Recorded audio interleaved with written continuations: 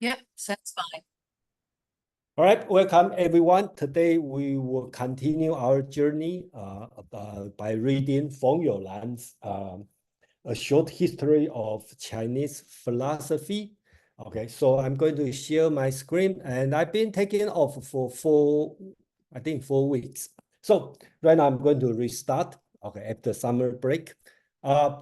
Go over the schedule. Last time we were talking about the so-called idealistic wing, or the idealistic wing of Confucianism, Mencius. Okay, so that's on the chapter 7.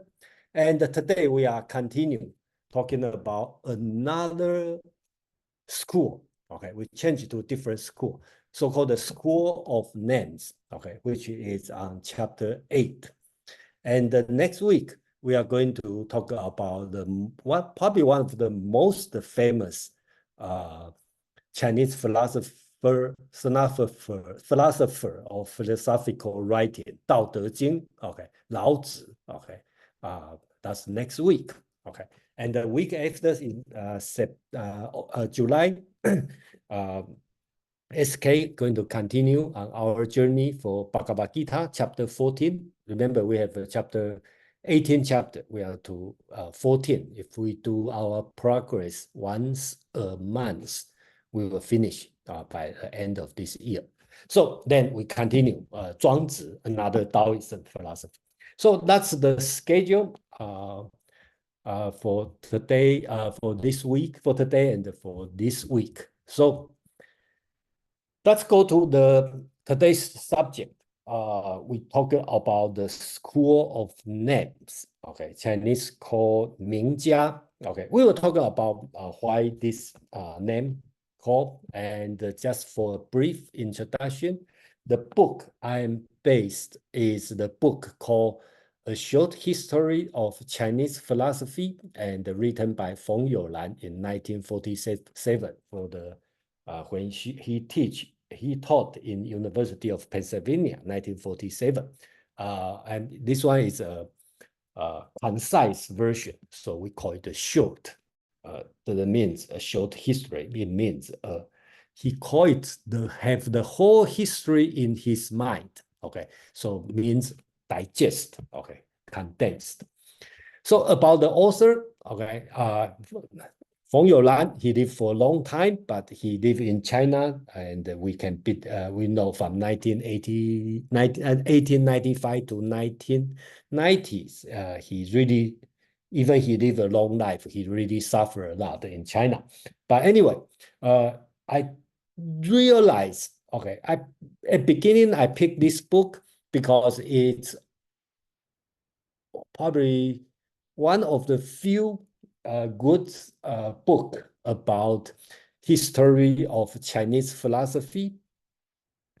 And then right now I realize how important he is. I just like to share here, because he probably the first Chinese or first person who really understands Chinese philosophy or Chinese literature, intellectual background, and come to US to write the book to teach. So in today, if you check the Wikipedia or Stanford Encyclopedia of Philosophy, and a lot of internet source talking about philosophy, a lot of idea is from this book. So it doesn't mean his idea is correct, but I just have to say his opinion is quite influential. So I'm happy and I feel lucky to present his work here. So everyone learn or listen or read from his writing. Let's think about how important he is. And it doesn't mean he's right, because a lot of secondary source is copy from his idea. So let's rethink, okay, his idea and see whether or not we can make any improvement or we can challenge him, especially for today. One of in his preface in the book, he talked about his idea is to rewrite the history of Chinese philosophy from a modern perspective. When he talk about modern, means early 20th century, especially today, regarding the school of name, his view actually is different than the most Chinese traditional point of view. Okay, so and then which is the same view when you search the internet or go to the Stanford Encyclopedia of Philosophy, you got the same view as his view. So you can see he really take the step outside the Chinese tradition to look at Chinese philosophy. So the book has 28 chapters. Some are long, some are short, and then but I decide to go one chapter per week. So total is 28 weeks. Okay, so we are on chapter 8. Okay, so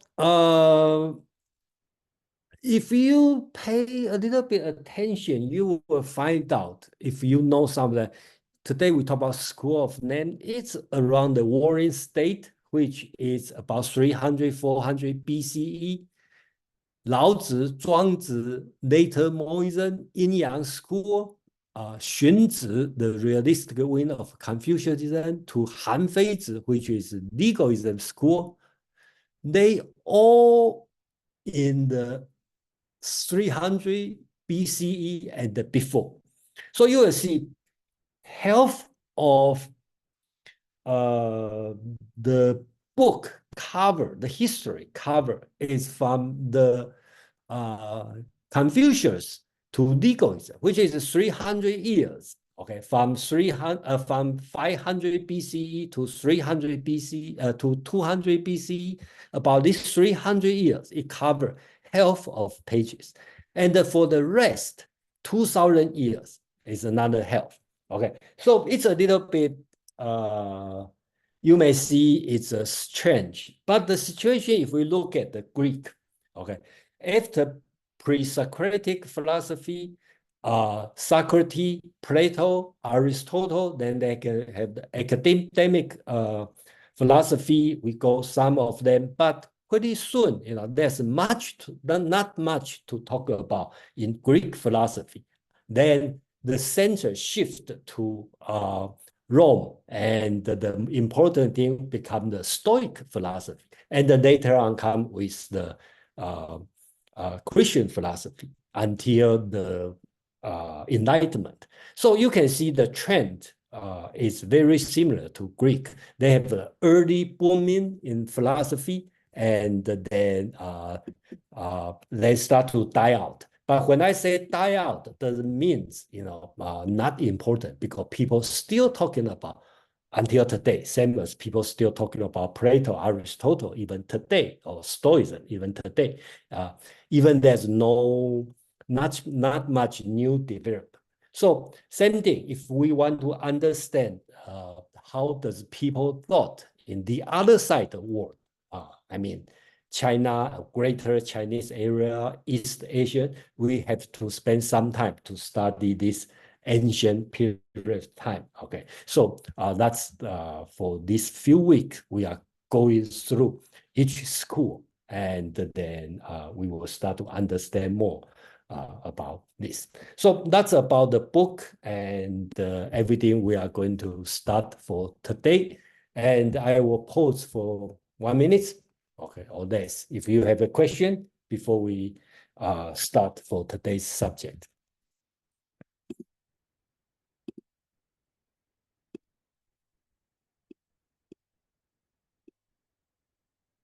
No?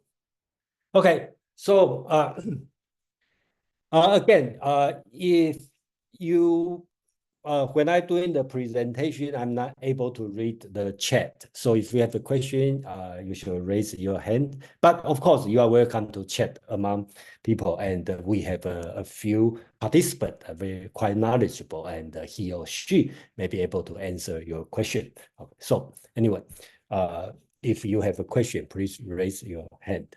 So today, I think today's subject is relatively simple. Okay.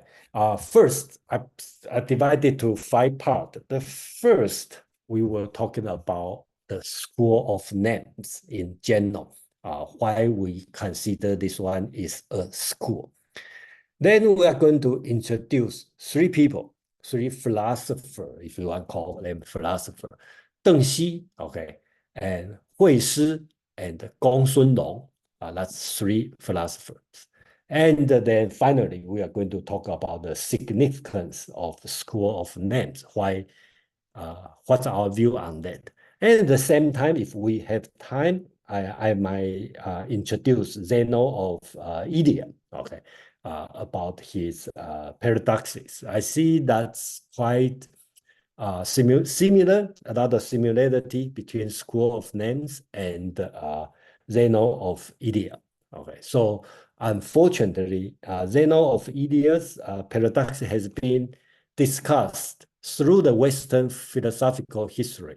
Okay, but the School of Name probably not being well studied through the Eastern or Asian philosophy. Okay. So that's the thing we might think about how important of the School of Names. So again, we always go to the background. So right now, from now on until for next 2 months, okay, we will focus on the warring states. Okay, this period of time is between 400 to 200 BCE during this 200 years. And that's the time in China, in the central land of China, have a lot of schools, a lot of different thought coming out. Okay. So that's what we will focus during this period of time. If you want to consider in the Greek world, you may consider as almost the same period of time, right? About 400 BCE. That's the Peloponnesian Wars, 30 tyrants rule during that time. Socrates, Plato, they are active during this period of time. So it's similar, have the similarity here.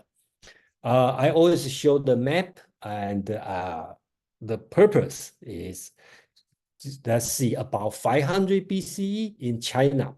Actually, it's only like by 1/3, a quarter the size of today's China.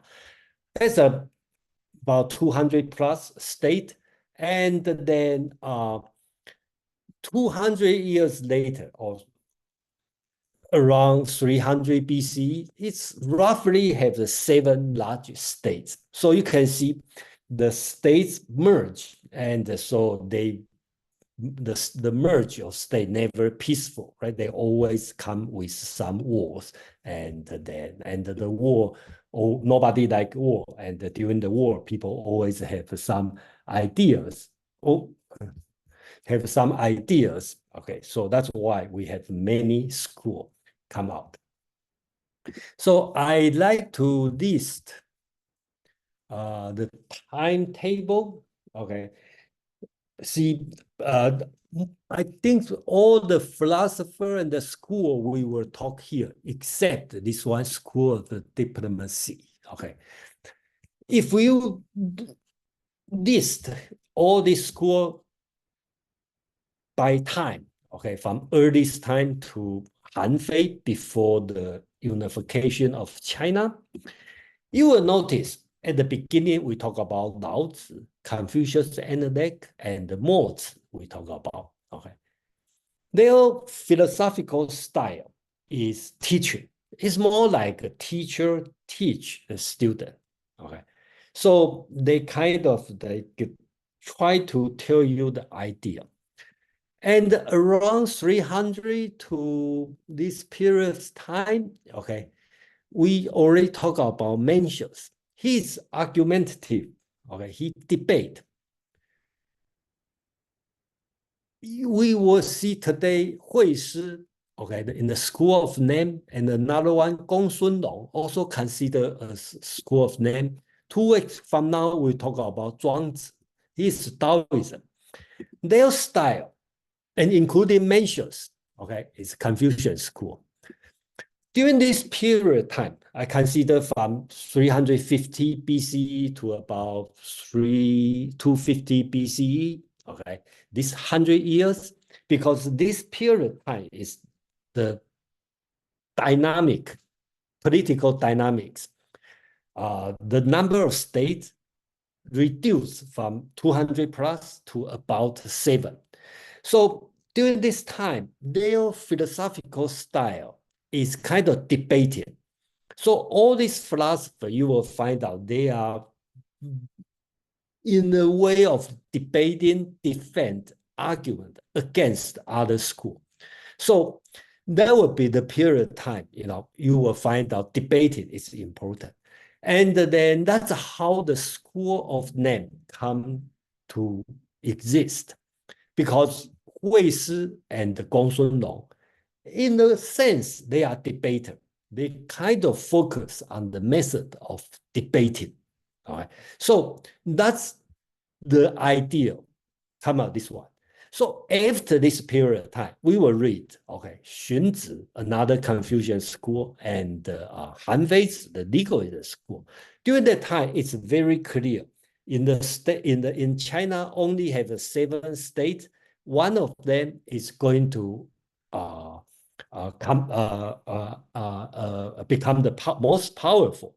So the situation become relatively simple. So during that time, they don't debate that much.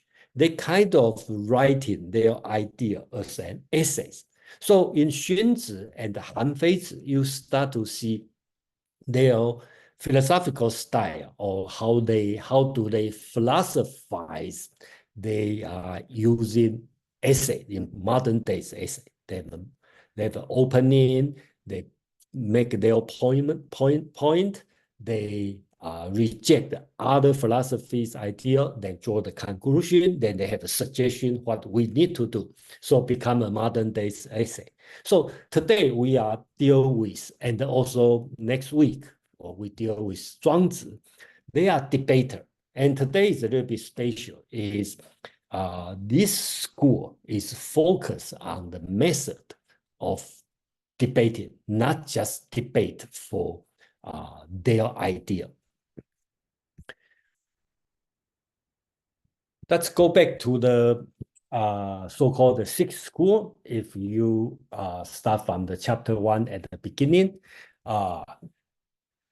just repeat, they have the Ru school, so-called the Confucianism school, legalism school, Taoism, okay, Moism, school of them, Yin Yang school. We already talked about Confucian school, about Confucius and the Mencius, and we have Xunzi, another Confucian scholar we haven't talked about.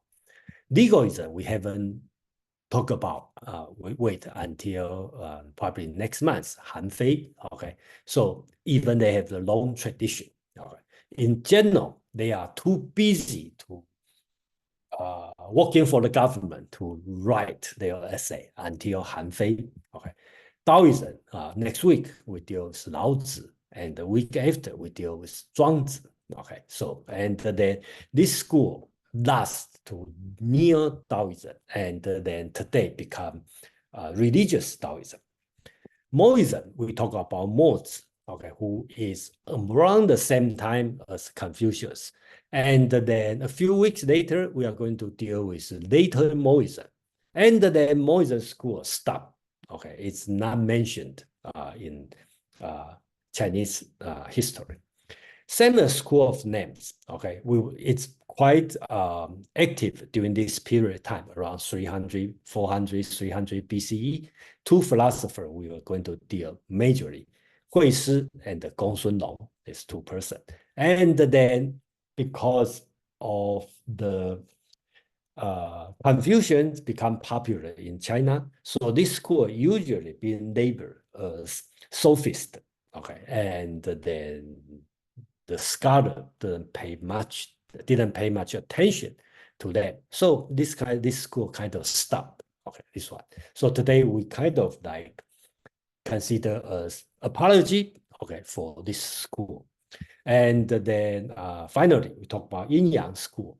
Okay, that's another school. We can say people still talk about today, and it's hard to identify who is the philosopher in the Yin Yang school. So here's the sixth school. We will spend time to deal with all this school, and then today we deal with school of names. That's for today.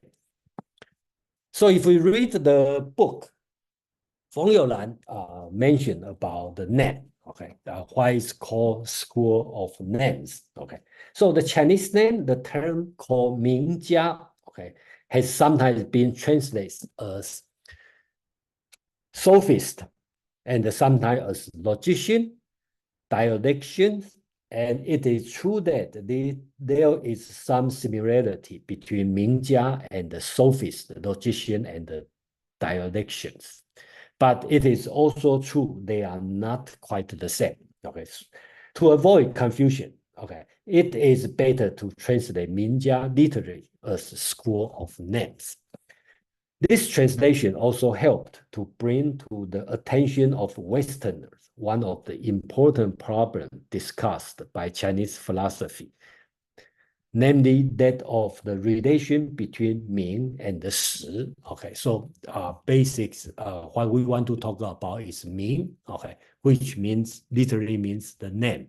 Shi means things or actuality.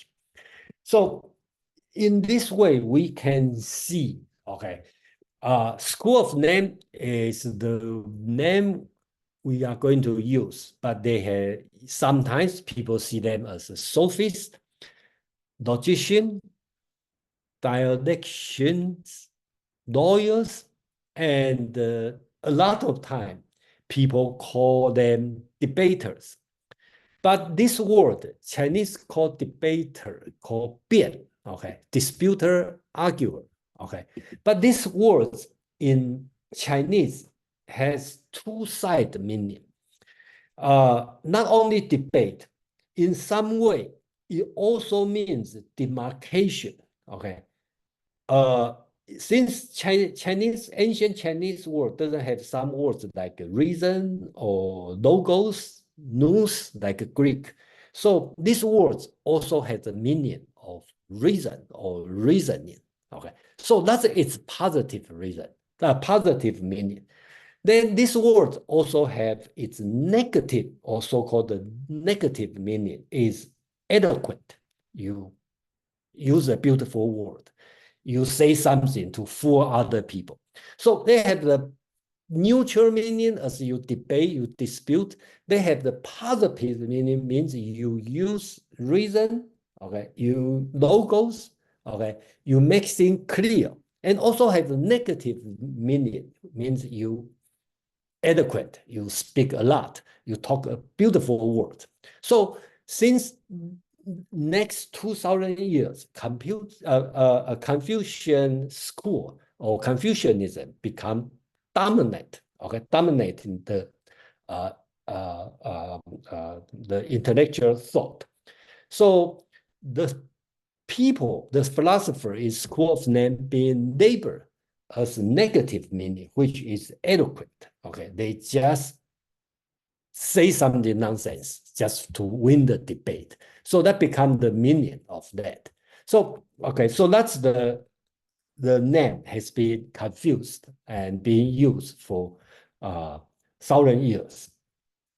So here, the school of names, Feng Youlan said, okay, he called this one the fourth school other than the other, right? Mingjia, or the school of name. The follower of this school were interested in the distinction between and the relation of what they call name and actualities. So here's a few things in the history through the Chinese. For example, like Sima Qian, okay, records of the great historian.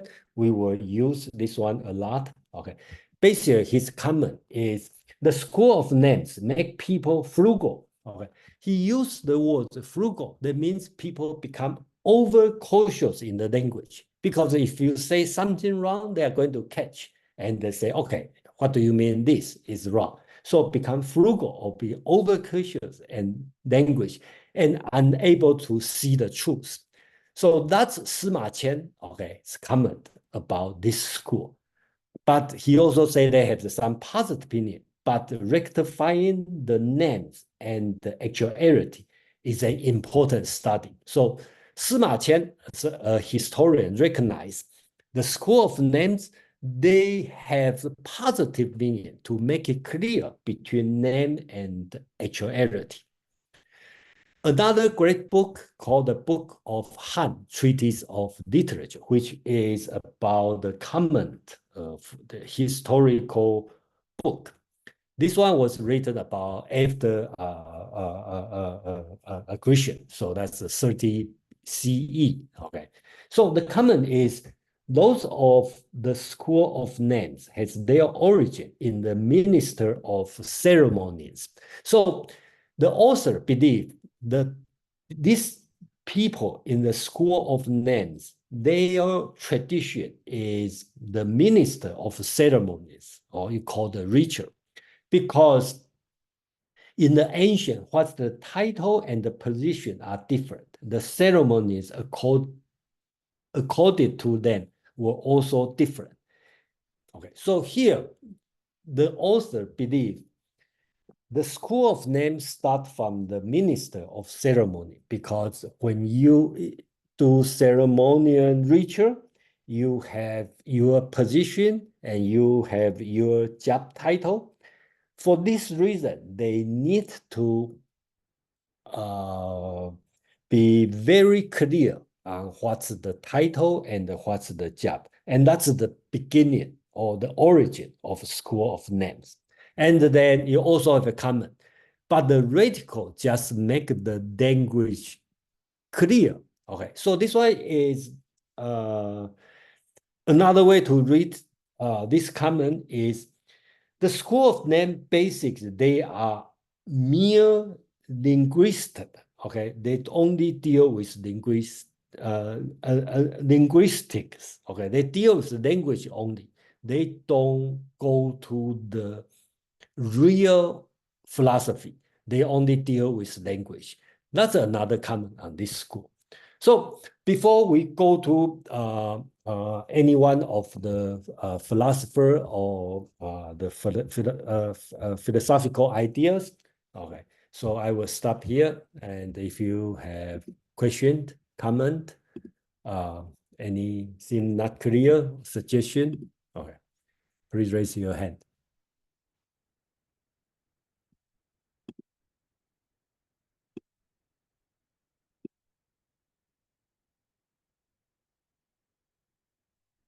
Brenda, please.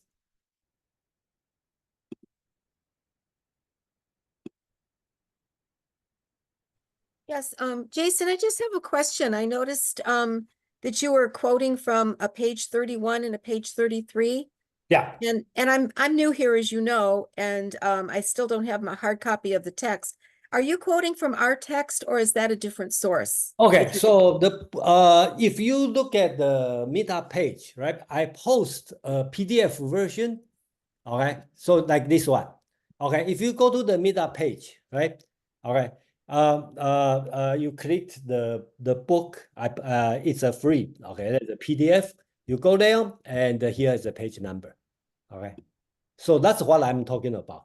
And then if you buy the book from from Amazon, there's the two versions. One is the same page number, and some people buy the book with Chinese on one side, English on the other side, and the page number will be different. Then probably a little bit difficult. But every week I only cover about 5-6 pages, so to find the page should not be that difficult.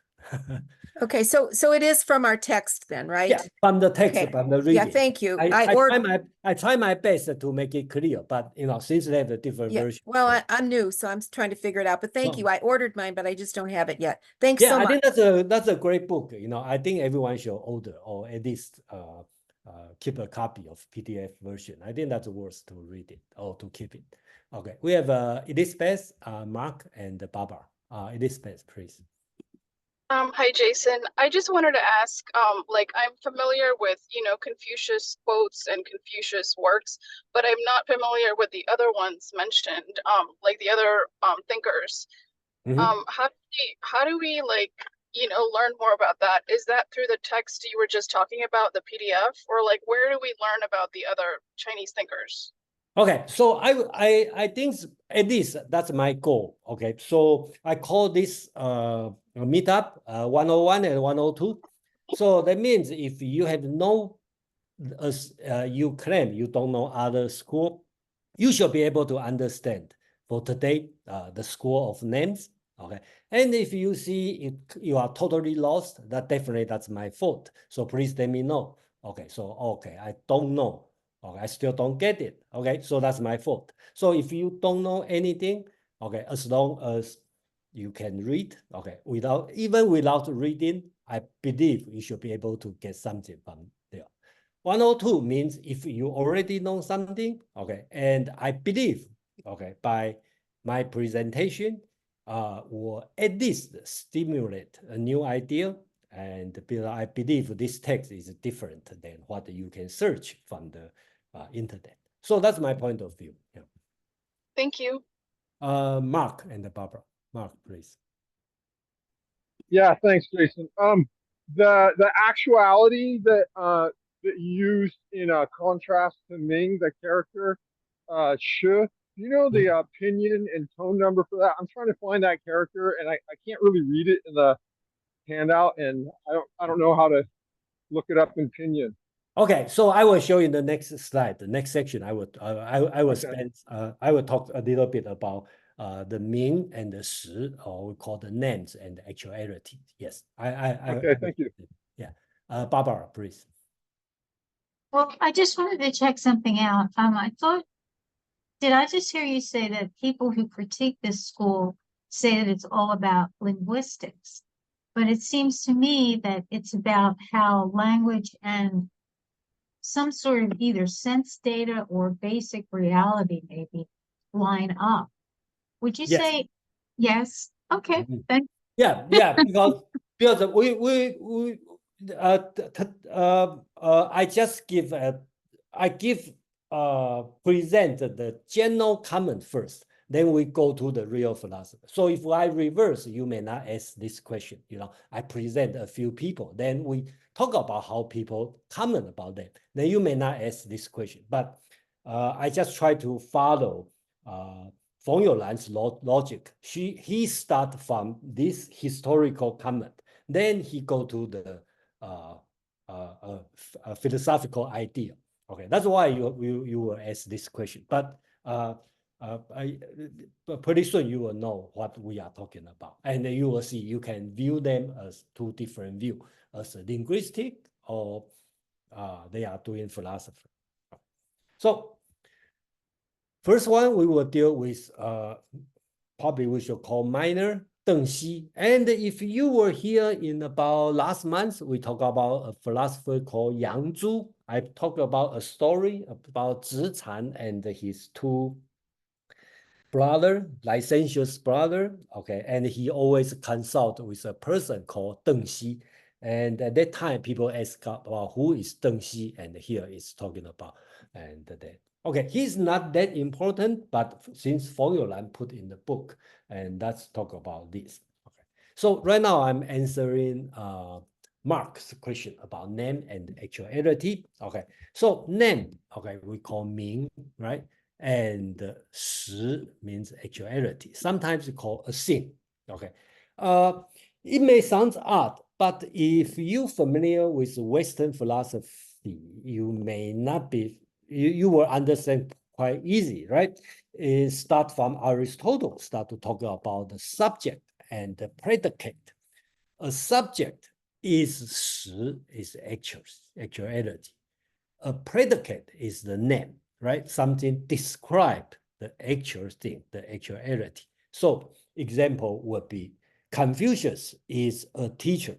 So Confucius is actually a person, actuality, is a teacher, right? So teacher is the name, right? So you can say Confucius is subject, is a teacher is a predicate to describe Confucius. So in Chinese tradition, you call actuality and the name, or you want to call Socrates is a philosopher. So Socrates is actuality, is a thing. Philosopher is the name, right? So that's all, I would say all school has to deal with this kind of idea in Chinese, ancient Chinese philosophy. Same as in the most of Western philosophy, we will always deal with particular and universal, right? This is a cat. Cat is a thing describe this, which is actuality. And so the idea is Confucius is a teacher. We assign Confucius as a thing, a particular thing, and actuality to teacher. Okay, so we can say it's a thing and assigned to a name. Particular assigned to universal. A subject, we assign the subject to predicate. Okay, a reality of the thing, which is Confucius, right? You will assign them to an abstract idea, which is teacher, because you don't see you only see the example of teacher, but you don't see teacher as a teacherness, right? That's a thing. So it's not a thing. You always see the example. So that's the basic idea. Actually, I should claim in all ancient Chinese philosophy, or in all philosophies. But this school of name, particularly specifically deal with the relationship between name and actuality. So that's the thing here. And the one most famous example is rectification of name, which is the most important Confucius teaching about this, right? So he famous talking about the Duke Jing of Qi as Confucius about government. Okay, how to government. He said that the ruler be ruler, or the prince is a prince, minister, father, son, right? So basically, if being a ruler, you should act like a ruler. If you are minister, you act like a minister. If you are father, you should act like a father. And you are son, act like a son. So we talk about this when we talk about Confucius.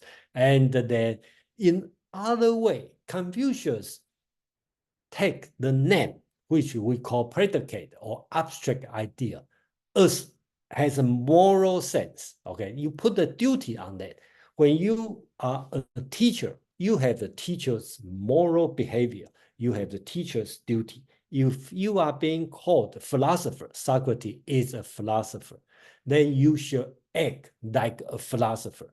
They have the moral sense on that. So that's important in Confucius idea. So in the school of name, okay, first person we introduce is Deng Xi. Okay, here's a few comments about Deng Xi. Deng Xi, since he doesn't have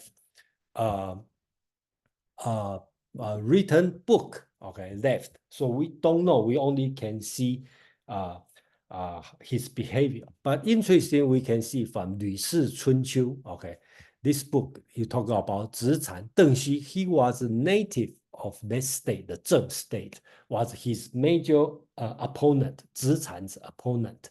He used to help people in their lawsuit, for which service he would demand a coat as a fee, or for the major case, or a pair of trousers for minor case. Okay, so you can sound like today's lawyer, right? So he defend for people. All right. So in another way, it's typical Plato called sophist, right? Because their position can change, right? You may support this one, you may oppose this one, you may against this one, you may for this one. Depends on who pay you.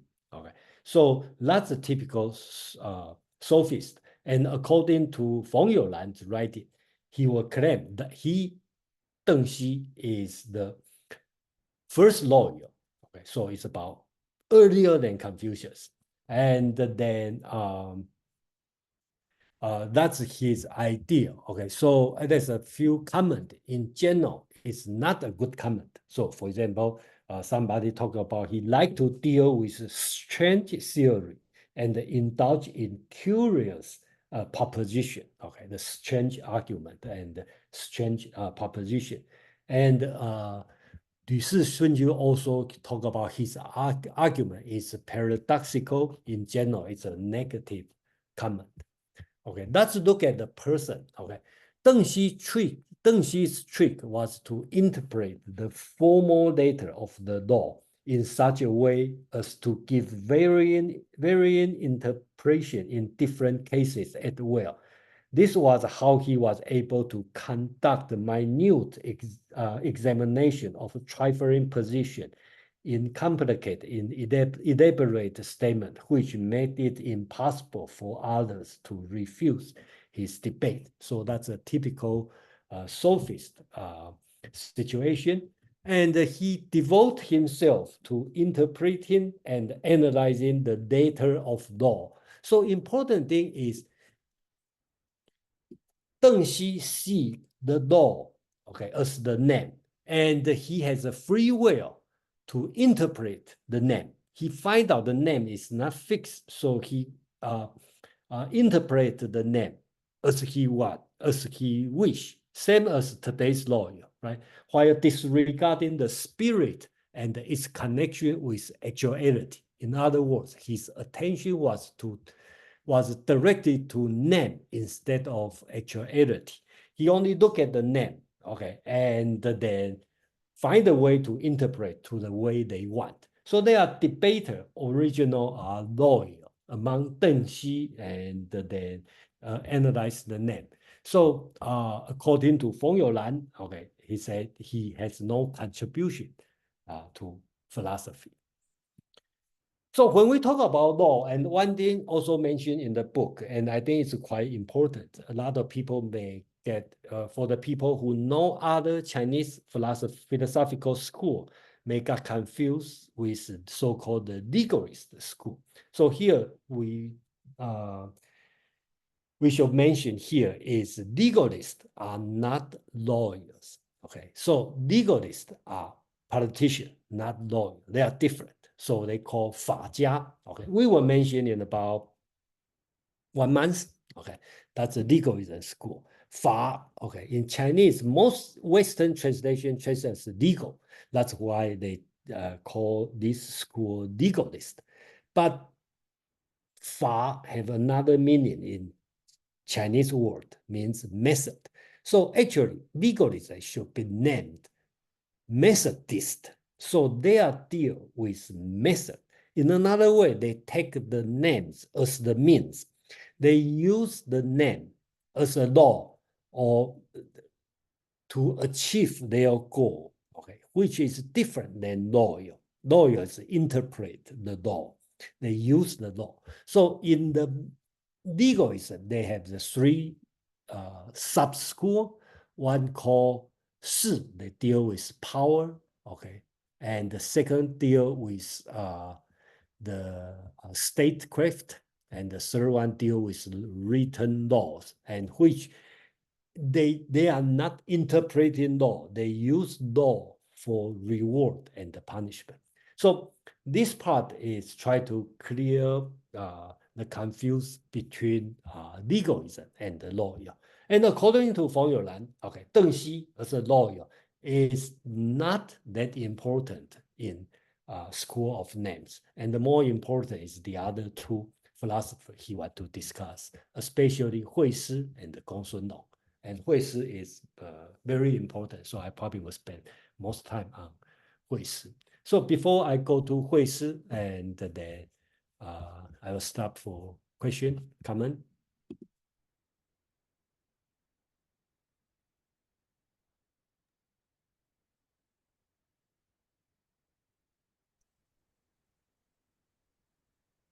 Joe, please. So just quickly, Jason, how do you actually feel about this? Because the way it's described, I don't see much difference between legalism and lawyering. It seems very much, just sophistry, just throwing the words out there. Okay, so legalists are politicians. They are not loyal. A lawyer can become politician, right? But politicians are not always loyal. So politicians can have many ways to achieve their goal. They can use military force. They can use legal. They can use their position to threat you. Okay, so they are legalist.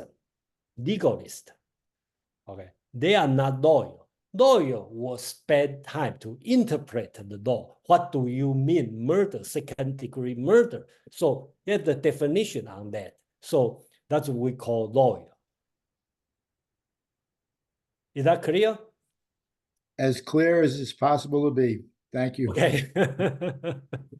Okay, so they are very, and I think that this translation called legalist, and which become very popular in the Western philosophy. They all know, people all know. In Chinese, have one school called legalist. So the name called legal actually is wrong.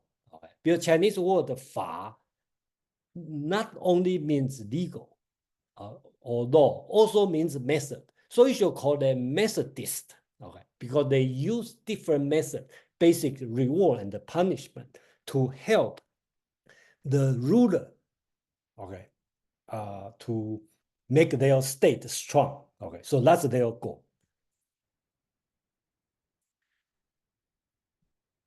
Okay, thank you for Joe's comment. And you may want to ask, Deng Xi is a real person or not? So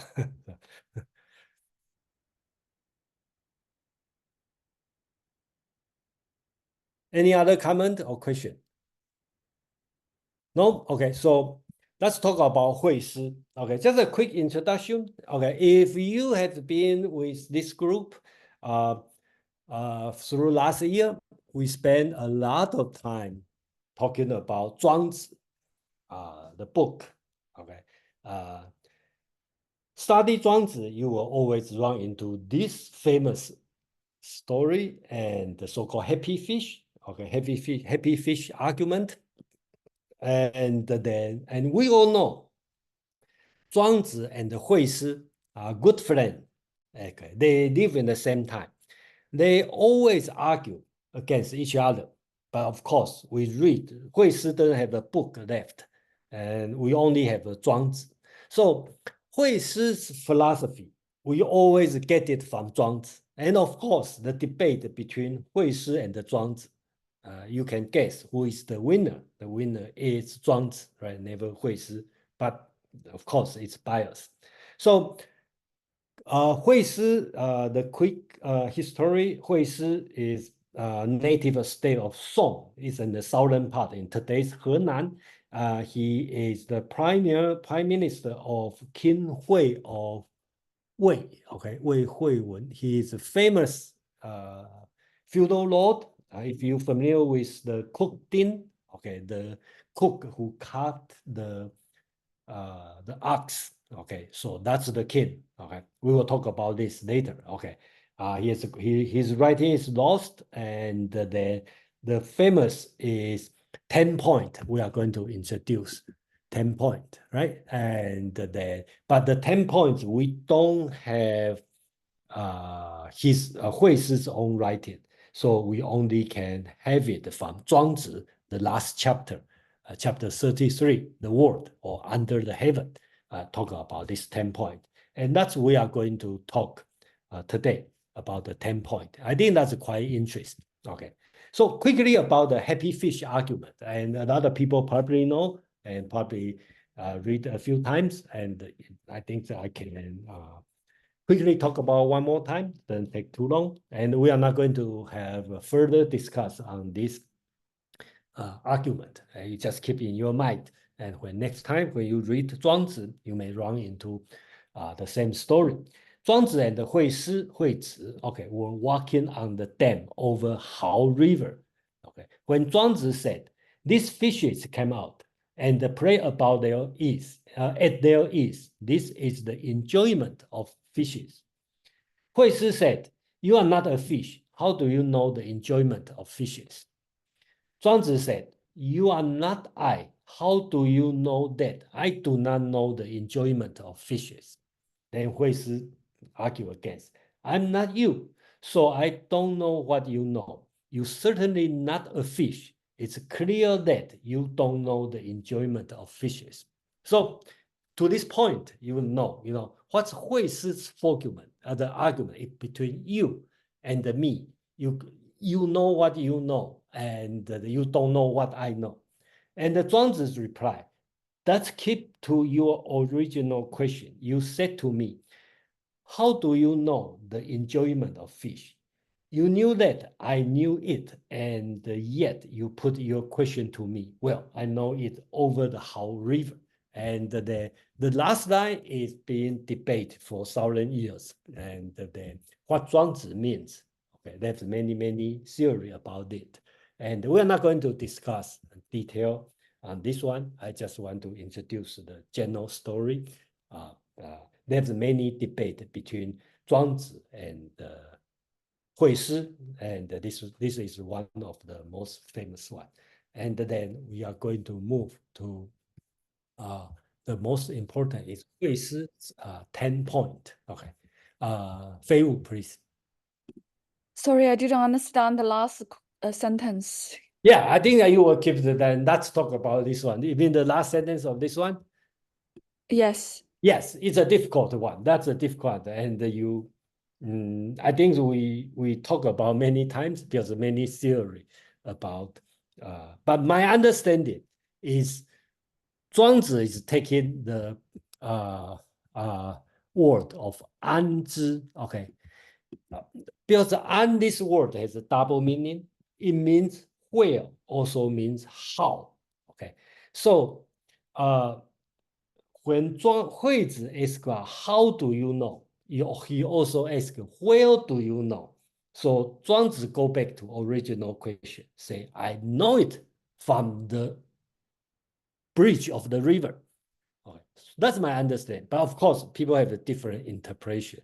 So we are not going to discuss this one because it will take for a long time. And then when we talk about Zhuangzi, we may have time to talk about this. Yeah, thank you, Fei Wu. Yeah. So let's go to the 10-point. We can take a quick look on this 10-point, and I think Feng did a relatively very good job to go through this 10-point because I read this 10-point, and they just as most of traditional reading. People say, oh, that's paradoxic. Okay, paradoxic, there's no further meaning because he just argued. But Feng really give a very good explanation. But unfortunately, he packed everything in one page. Okay, and so I don't know how, for the person who read the text, how do you feel? At least I find out it's probably not very clear. So I think that I will be happy to explain one by one. And I think that's interesting, okay, to go. Okay. And so first one, the Chinese read as 自大无外谓之大一，自小无内谓之小一. Okay, translation, the greatest has nothing outside it. It is called the great one. The smallest has nothing inside it. It is called the small one. So here, Hui Si is still, remember when we talk about names and actuality, Hui Si is still with actualities.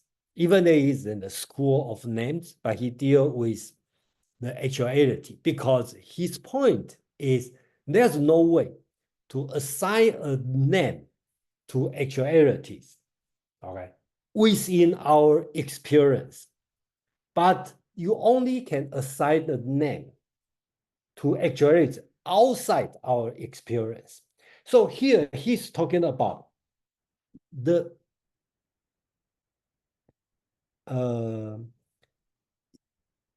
if you want to say something is great, you always can find something greater than that.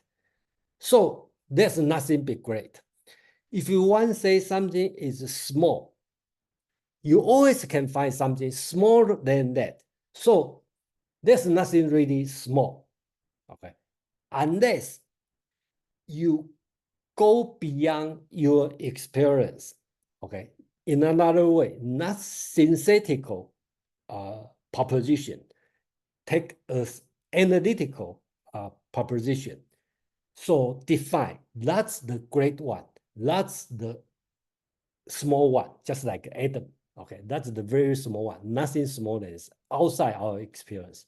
But if you take into your own experience, you always can find something smaller than that or bigger than that.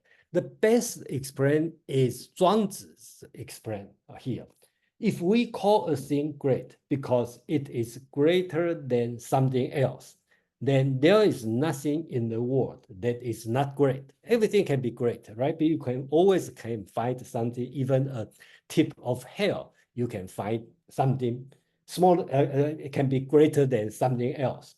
If we call a thing small because it is smaller than something else, then there is nothing in the world that is not small. Okay, so this one is from Zhuangzi's Autumn Flood. I think it's chapter 70. Okay, that's the one he explained. Okay, the great and the small are relative within our experience. Okay, you only can define great and small outside our experience. Then he has more example. This one also interesting. The second point. That which has no sickness cannot increase in sickness, but it can be so great to cover 1,000 miles. Okay, so this one is talking about the concept of surface, two-dimensional surface, right? So if you talk about a two-dimensional surface, the thickness can be as thin as possible. We call it small, but the width and the length can be as large as possible. We call it large. So is that the great, small, and the large? The confused part is here, right? So you can be as large as you can at the same time as small as you can. So the thickness and the small and the large also can coexist in one thing. That's what he's talking about his second point. Third point, he's talking about the sky is as low as the land. Mountains are on the same level as marshes. Okay, so basically he's talking about the height and the low are also relative, right? So if the example is if you take the God's eye view or bird's eye view, right? You see, you fly, you see when you fly from the airplane, right? Mountain and the river looks the same height. Okay, so that's he's talking about the height and the low also relative. Number 4, the sun at the noon is the sun declining. The creature born is the creature dying, right? So when you see sunrise, actually sun is going to sunset. An animal, a creature was born, actually the only destination he's walking is dying. Okay, so this one is talking about the change, the work is changing, okay, becoming, it's always changing, right? You see something still, it's not really still, its beginning is toward to the end. Motion and the stillness are relative, depending on how you look at. Another way you can think about is from the Greek time, the Zeno of Iliad, talking about flying arrow, right? When you shoot at the arrow from point A to point B, and but it take any instantaneous moment, they are still. Okay, so that's the paradox or relative argument he's talking about. Motion and stillness are the same.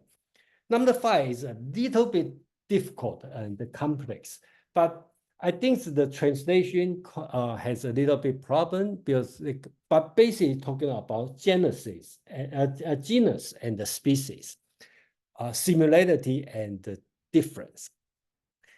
he's talking about there's two kind of difference. One kind of difference called little difference of little similarity. Okay.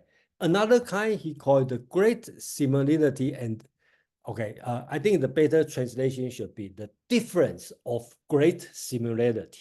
And this one called the difference of little similarity. One example is we are human also animal. Let's say human and the dog are both animals. So what make a human different than dog? Because human and the dog have little similarity. So the difference between human and the dog called the difference of little similarity. Okay, the difference of little similarity and the difference. Okay. Among humans, you and me, we all humans, but we have a great similarity. Okay, so we are in the same species. So this one is called great similarity, which is another way to call it the difference of great similarity.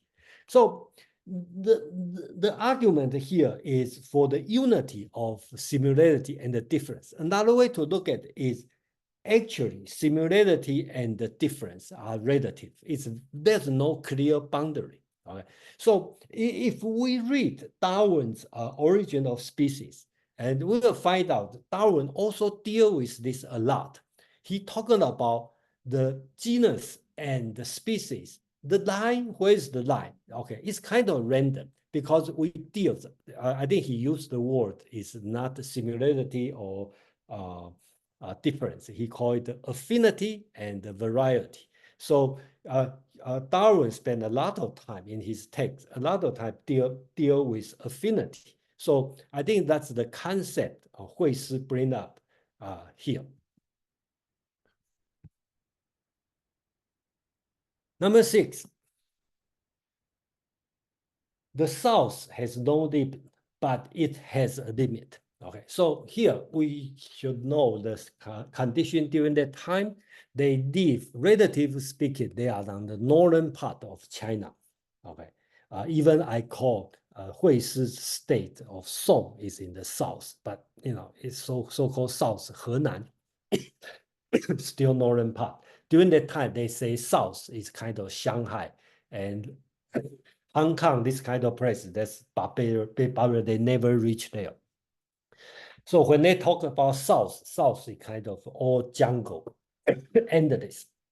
So he said South has no limit, but has a limit.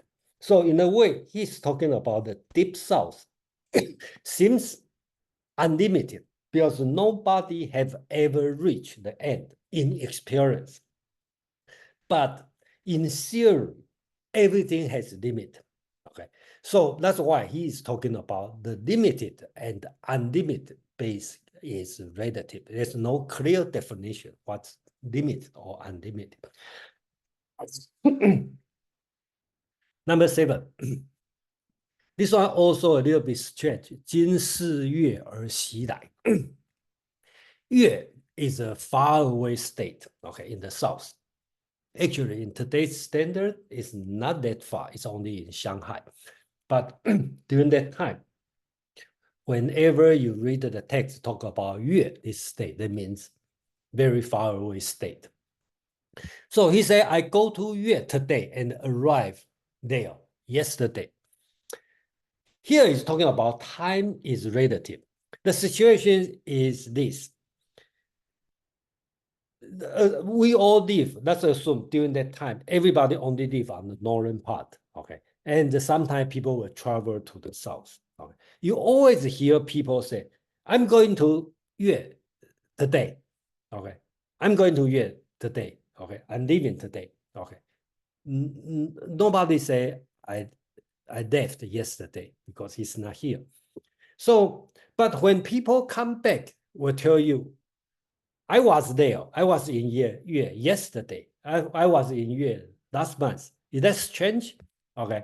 You always hear people talk about, I'm going today. But here people say, I arrived 2 months ago. So the time is relative, right? So you leave today but arrive yesterday. That's he's talking about. Number 8, 连环可解, that connected ring can be separated. Okay. Here, the two interpretation. One is talking about continuity and discontinuity. Any continuous string or anything, they have their disconnected part. That's one way to look at it. Another way to look at it is talking about construction and destruction. They are relative. I think Feng Youlan make an example. It's like a table, right? If you see a table, it's construction, right? Because you construct a table. But from the point of view of a tree, it's destruction. Okay, you have to cut down the tree, polish the tree, you destruct the tree, then make a table. So in a way, you can say it's we construct a table or we destruct a tree. Okay, so that's the argument, his relative here, his relativity here. Number 9, he called, I know the center of the world is the north of Yan. Okay, that's the north part, and the south of Yue, which is Shanghai. Okay, so during that time, people see Yan as the north part, Yue as the south part. So the center should be on the south of Yan and the north of Yue. But you still can reverse if you take the sphere, okay, on the other side, a circular point of view, okay. You can say the north of Yan and the south of Yue, also the center, okay. He's talking about another side. So here he's talking about the direction are also relative. So that's his 9th point. And then actually he has his own moral teaching on that. That's come to the 10th point. Okay, talk about loving all things equally. Heaven and earth are one body. Okay, so actually that's what Hui Si want to talk about. He's not just trying to argue.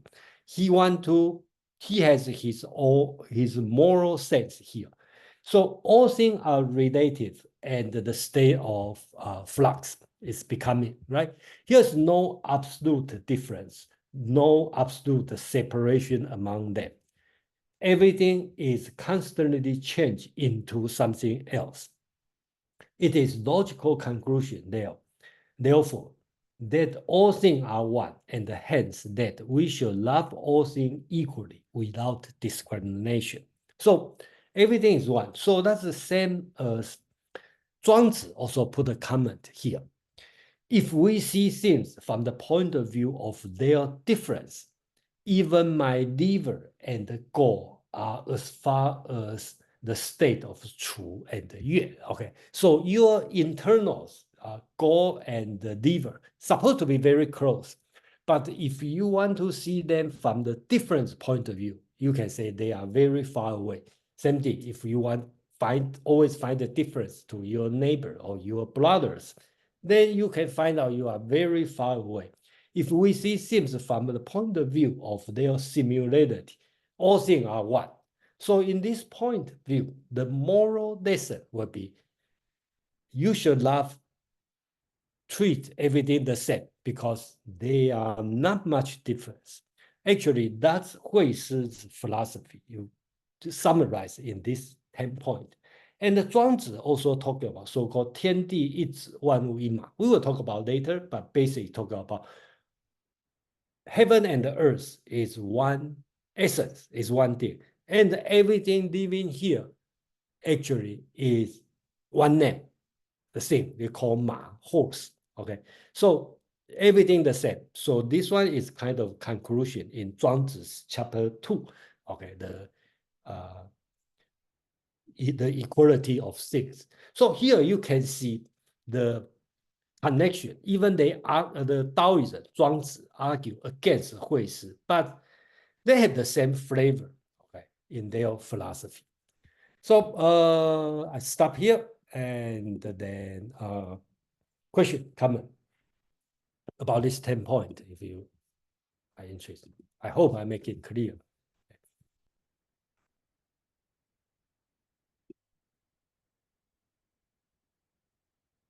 Hello, I just joined, so I just want to say hello. I Imam, okay. was part of that, and it's very interesting. Thank you. You're welcome. Comment, questions, please.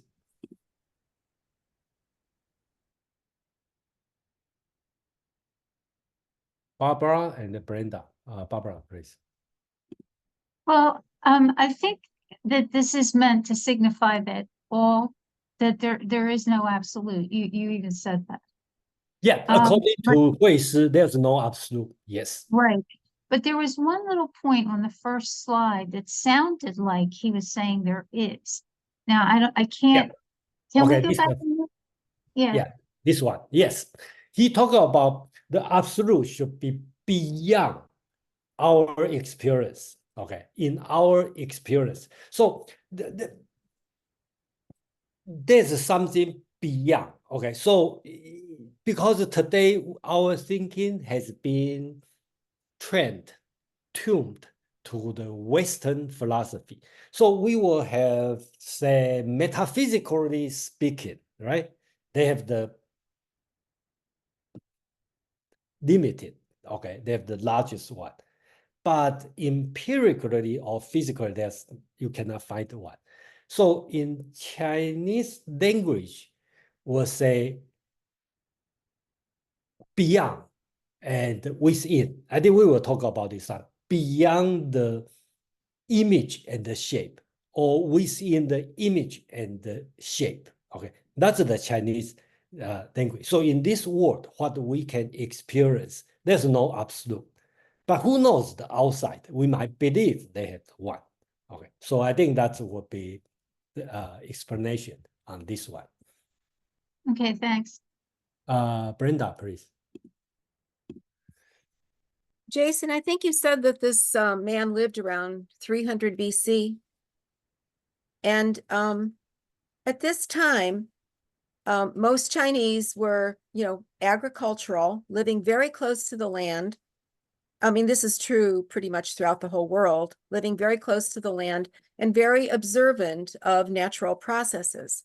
Mhm. And it seems to me when I read through this list that it's very related to Taoism, just the built-in integral system of thinking that occurs in people that are not exposed to the written word and a lot of analysis and logic, but do live very close to nature and observe creation and destruction as on an everyday basis. And they tend to see the world more like a Taoist would see the world rather than the Western mind.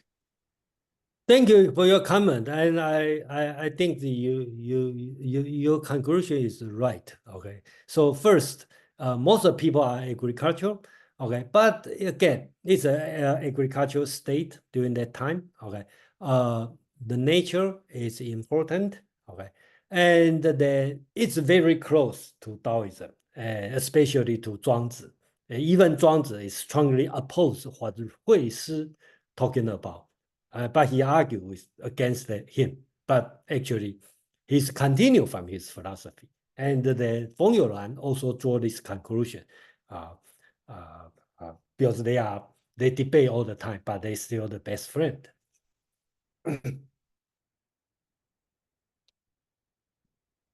Okay, so right now we are going to deal with the second philosopher, Gongsun Long. Okay, I put a hyphen here because his last name is Gongsun.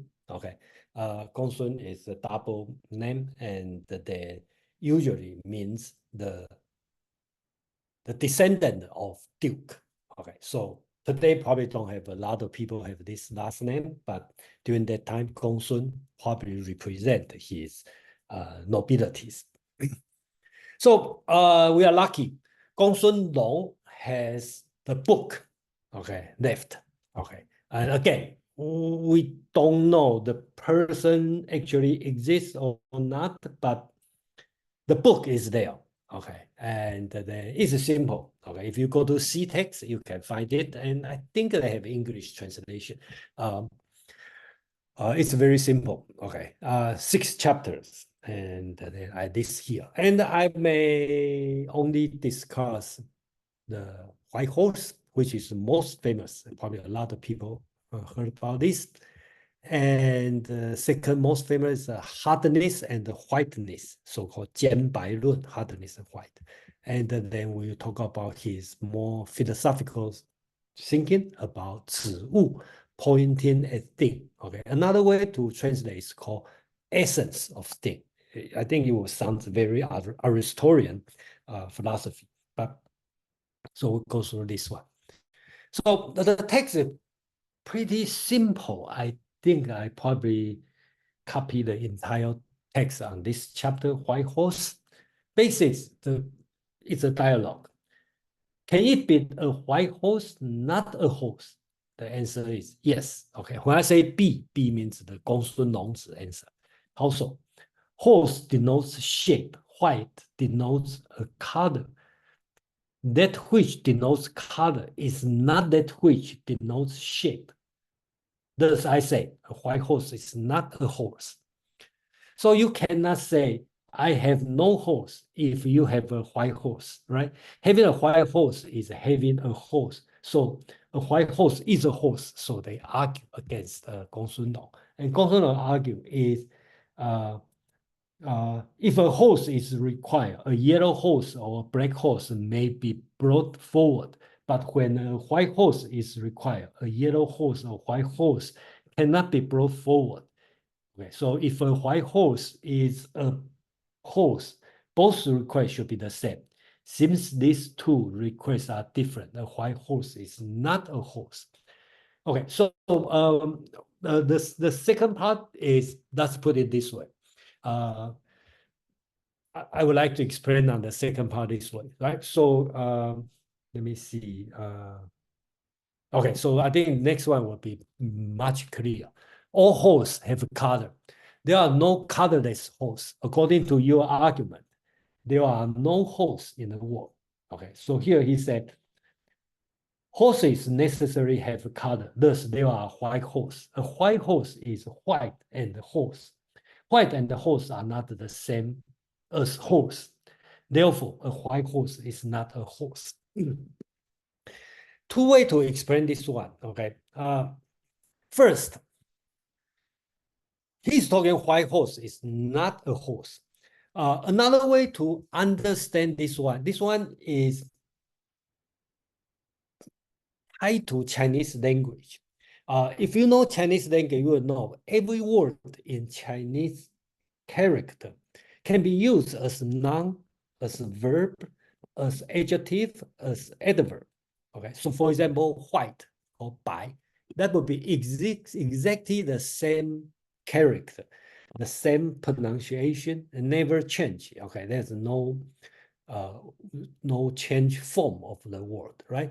You can mean a white adjective or whiteness, talk about the essence of the white.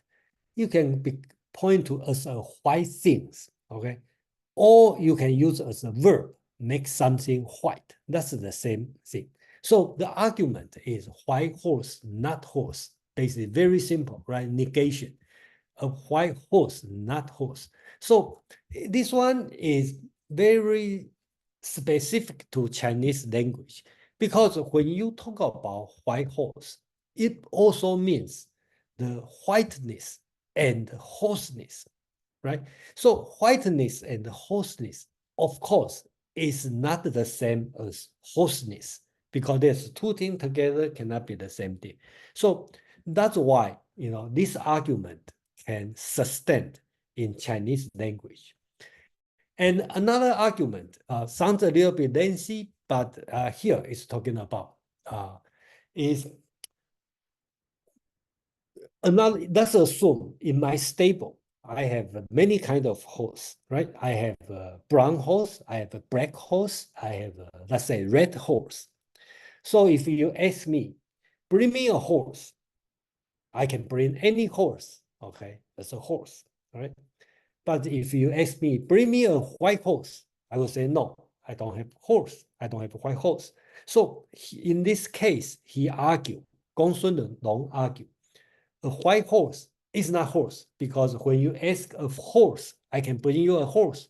But when you ask for a white horse, I cannot bring anyone. So that means white horse is not horse. So that's his argument on the white horse, and it's not horse. Okay. So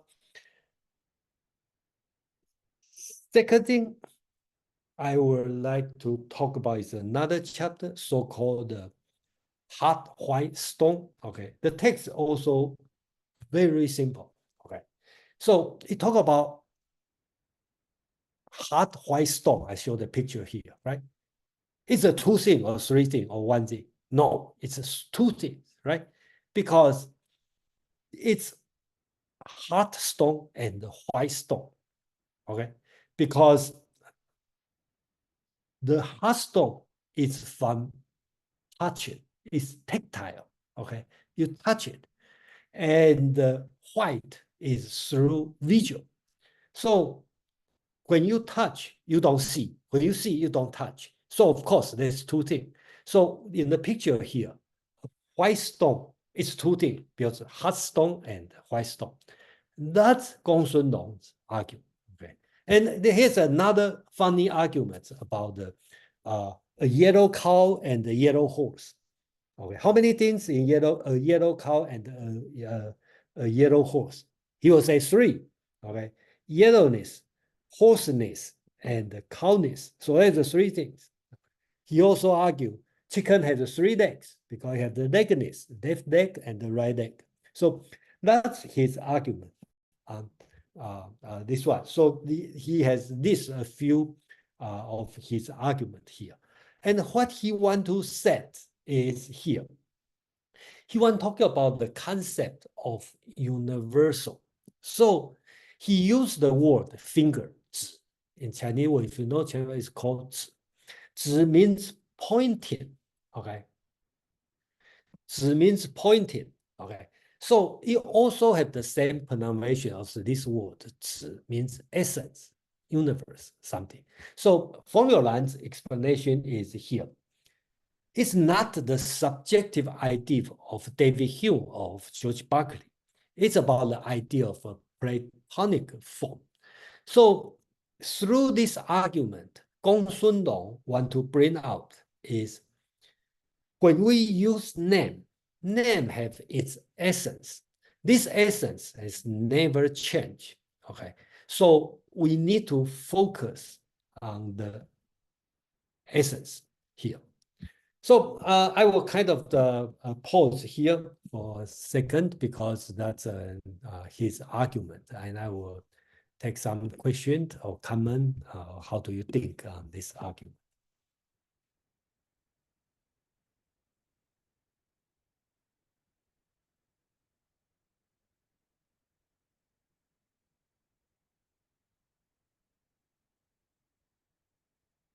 Fred, please. Seems like two sides of the same coin. That we she is that how you? 会是 yeah. We should. He's talking about how things are relative and changeable, according to the text, the Yuan text. Whereas Yep. Gongsun Long says that names are absolute and permanent. So Yes. to combine the things, names are absolute, and Yes. individuals, things are relative and changeable. Yes. Now, what's odd about this is that when it's called the School of Names, I immediately thought that, well, that's nominalism, right? And maybe Oh yeah. philosophy. When actually it's just the opposite of that, because nominalism asserts that individuals have reality, and these classifications that we assign to individuals are just human-made provisional names that we attach to the real actual things. So it's kind of the names are what are relative and changeable, and the things are what are effectively stable. And one Yeah. example of that, he uses an example through here of table, as you mentioned. Yeah. Mhm. And to say that a table is something absolute and permanent, there are all sorts of kind of border cases. For example, a bench. Is a bench a table? Usually we think of bench as something different than a table. It's short, squatter. Mhm. But on the other hand, I have a workbench which serves for me as a table. In every respect, it's effectively a table. So is this workbench a bench, or is a workbench a table, or are there three things here, or four? So it all gets a little confused. However, this thing that I use as a table is pretty concrete and is not relative and changeable. I can call it workbench, bench, or table, and I can kind of go back and forth between those. But whereas the thing has, I wouldn't say permanence, but as long as it exists and is not destroyed, it has stability. So, so what was confusing to me was that the school of names is not really nominalism, right? There's a distinction. Yes, they are not nominalist. And actually, if you deal with nominalism and realist, right? So it kind of reverse. And I think even we study the Western philosophy about nominalism is still very confused. Okay, at least for me. Okay, very difficult part. Sounds easy, but actually it's a very difficult part. So here I can answer or try to make it clear is this. You call it school of names is also misleading, right? Because like Fred, you talk about, you thought it's nominalist, okay, or nominalism, but they are not. They probably, if we talk about Hui Si, he is, should we call realism? Okay, because he focused on the actuality, the things, okay? And he tried to say, every name we give to these things is relative, right? You call it tall, okay, you always find somebody taller than you and you are short. You call this one big, it could be small. Then you cannot find the name on that. Gong Sun Long, on the other side, he want to talk about the essence, okay? And then the tall, he want to talk about the meaning of tallness, okay? So one way to resolve this one is Hui Si is deal with our empirical world, and Gong Sun Long is deal our metaphysical world, okay, our outside. At least, that's the only way, at least for me, to resolve this conflict. And again, you can say you should not put these two persons in the same school because in the way they are opposite. That's the only thing I can answer. But thank you, Fred, for your. And I have another question. Thanks for Please. clarifying that. You had mentioned that we should Hui Si, yeah. we is really only known through secondary works, through the Chuang-Tzu. Yeah. This isn't brought out in the short history, in Yulan's short history, but in the longer history, it's a very negative account. Oh, you read the other version? Yeah, the other version, I mean, in this other version, the Chuang-Tzu really bashes Oh, yes, we yes, I see. read that part. Okay, yes, so 庄子 really based on that. Okay, so that's 庄子and the 惠施. If you read in the 庄子, 庄子 has always argues them and then criticize him a lot. Okay, but yeah, that's true. That's true. Yeah. So then the question would be, how reliable is that if we only get it by somebody who's a Yes, that's not reliable. That's why I think at least I think Formula's explanation of this 10 point, okay, is reliable in my point of view, okay, because this one exists in 天下, the chapter 33, which is written, we believe is written much later time. I mean, after 庄子. So it's kind of the people who consolidate, okay, different philosophies and put in the chapter 33. Because chapter 33 is a good chapter, which kind of go over different philosophy during that time. So I would say, well, of course, the text is not right, but at least this 10 point is legitimate. Okay, I have to guess. So. And the other thing that comes out in the longer history is that the school of names and we should, in particular, are really pretty iconoclastic.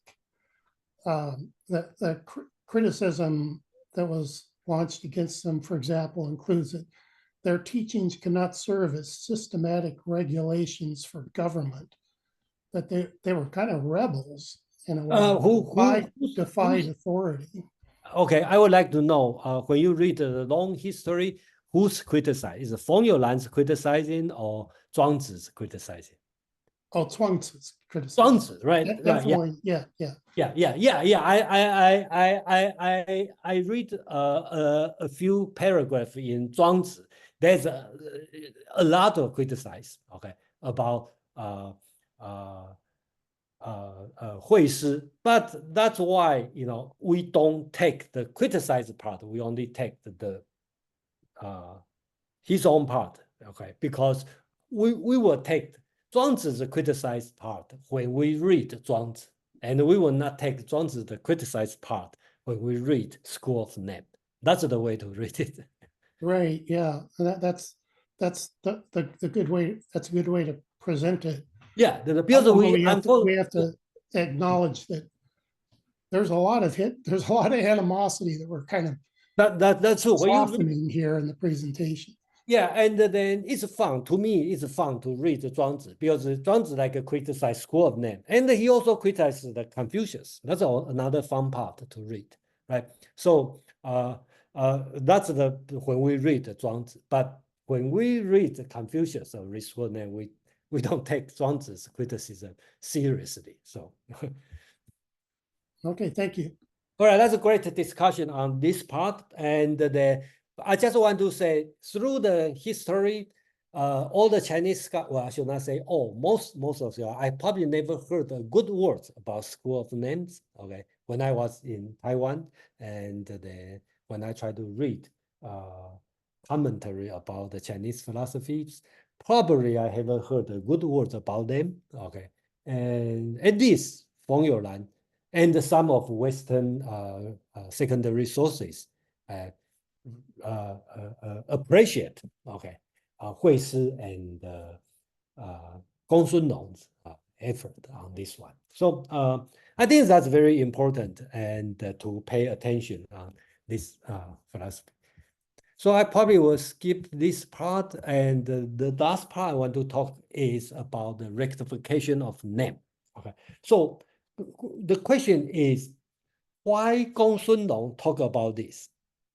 Okay, of course, we don't have the text, and we only can deduce from the 10 point, not 10 point, from his book, 6th chapter, to see what he want to talk about. I think he has a chapter called The Name and the Sins. Okay, I think that's chapter 6 he want to talk about. Okay, so here, rectification of name is always important in ancient Chinese philosophy. So this basics, what Gong Sun Long want to do is calling a thing by its correct name. So the names, just like Fred, you talk about things, Hui Shi and Gong Sun Long, in a way they are opposite, right? Hui Shi want to do is try to prove to you in this real world, empirical world, the particular cannot have a proper name. Okay, you cannot get a proper name. Gong Sun Long, on the opposite, he's talking about the correct name, which is universal. We should make sure this name has been assigned to the thing properly. So these two, let them talk to each other. They are probably 100 years apart. If let them talk to each other, they probably cannot match, okay? Because one try to prove there's no name can match to a thing. And another one try to say we should find the proper name to attach to a thing, okay? So again, that's Gong Sun Long's idea of rectification of name. Unlike Confucius talking about the name has a moral sense and is dutiful to behave as the name requires. He's more talking about is a confusion of name is the direct cause of social disorder. So when the names are confused, men no longer know what to live by. So that's his idea of rectification of name. And then we compare to different schools, right? Taoism, we are going to talk about next week. Lao Tzu, Dao De Jing, the first chapter is talking about the Dao can be spoken. It's not the real Dao. Or the name can be named. It's not the real name. So basically from the first chapter, they reject the name. So according to Lao Tzu, Dao De Jing, name is not important. Okay, the real thing is nameless. So in a way, they inherit from school of the name, but reject them. Okay, Zhuangzi also famous on the equality of things, talking about heaven and the earth is one essence. All things is one name. Okay, so that's the Taoism idea. And then we talk about legalism. Okay, they treat the name another way. Okay, their reclamation name means correct name of reward and the punishment. They use this name to as a clear law or code for the people to behave properly. So in one way, we can say all or most of ancient Chinese philosophy are dealing with rectification of names, but they treat name differently. So here, let's draw the final conclusion on Feng Youlan's writing. And I think his conclusion is, I may not 100% agree with him because Feng Youlan is famous for his own philosophy. He is so-called the new Confucianism. So his goal is to resurrect Confucianism. Okay, so his idea always want to tie everything to the proper Confucian teaching. Okay, which I think sometimes he put too much effort on that. So, but anyway, since I respect his writing and I think his argument still worth for us to think about and to study. So that's his conclusion. Hui Shi emphasized the fact that actual things, which is actuality, are changeable, are relative. So he wants loving all things equally. Gong Sun Long emphasized on the names are permanent and absolute. I think Barbara or Brenda asked about there's no absolute. Yeah, in the real world, there's no absolute, but the name should be absolute. That's Gong Sun Long's idea. So wished to extend his argument in order to correct the relation between name and actuality. So as thus to transform the whole world. That's his moral meaning of philosophy. Okay, you want to transform the world through the proper name. So here, Feng Youlan bring two ideas. One called being that lie within shape and feature, 形象之内, and being that lie beyond the shape and the feature. So within the shape and the feature, that's our empirical world. That's our actuality. They are relative, they are particular, right? They have the Confucius, they have the Socrates, they have Jason, they have this guy, they have this guy, they have the dog, they have the cat. That's all being lie within shape and the feature. And they have another word we may want to call metaphysical word that's beyond. Okay, being that lie beyond shape and the feature. So which is in Kantian way called intelligible word. Okay, or the names which are permanent, universal, right? So that's two words in this way. So Feng Youlan will call within this word as a political leader or something, you should be a sageless within 内圣. Okay, so you should become a sage. Okay, here that's Feng Youlan's philosophy. 内圣外王 translated as the sageless within and the kingless without. As a leader, you should, within your state, you should become a sage, okay, and do all the sage. And the sageliness is not a fixed concept. You should deal with empirical world. And to the outside, beyond the shape and the feature, you should achieve so-called kindliness, Wang. Okay, so this name is permanent, and that's your eternal goal. That's Feng Youlan's idea. He tried to tie the school of the name to his new Confucianism. Okay, so I think finally his final conclusion is interesting. Is the Taoists were the opponent of this school, the school of name, but they were also true inheritors. This illustrates the fact that Hui Shi was the great friend of Zhuangzi, and just like Brett said, Zhuangzi also criticized Hui Shi a lot, okay, during this one.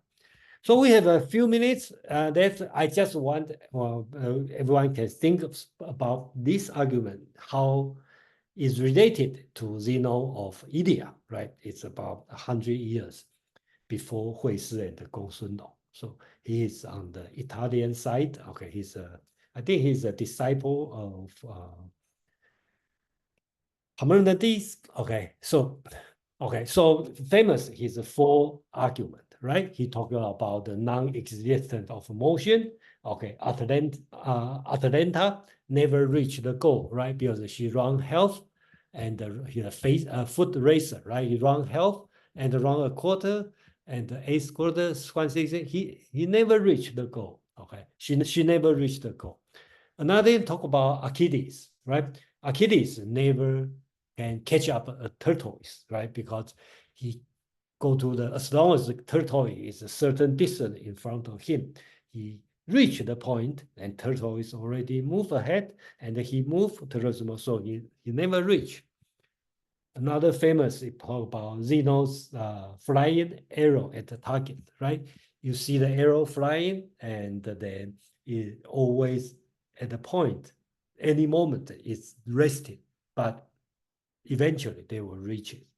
Another one so-called the moving road, the stadium, right? So from this one, it's a little bit complex, but basically it's talking about here you can see, let's assume every moment B row will move to the right, okay, one step, and the C will move another one step, right? So in this moment 0, B3 and the C1 are lined up, right? And the next moment, B3 will move to A3, right? B3 will move to here. A1 will move to, C1 will move to A1 here, so become lined up, right? So B3 was lined up with B1. Right now, B3 lined up with B3. But the strange thing is, B3, have B3 ever lined up with B2? Look like B3 jump from B1 to C1 to C3.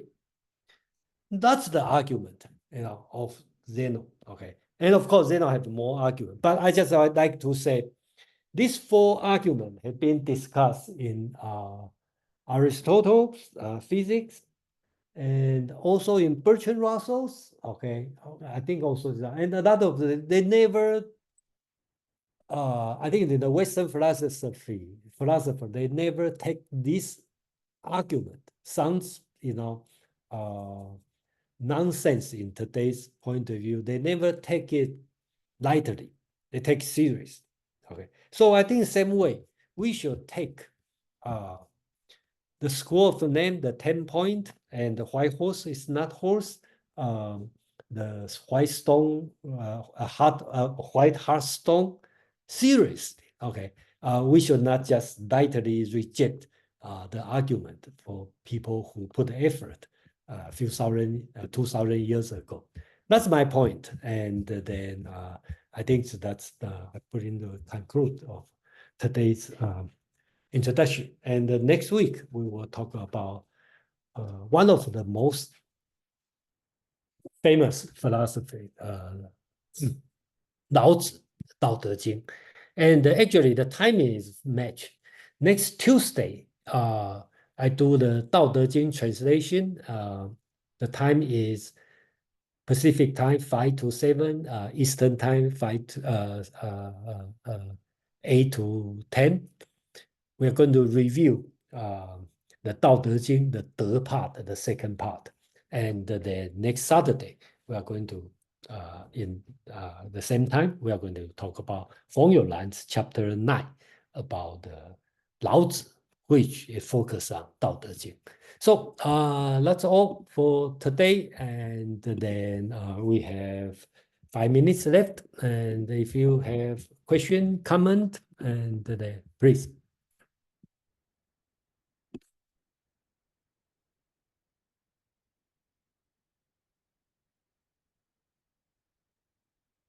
No comment? Okay, thank you, everyone. I will stop the recording, and then if you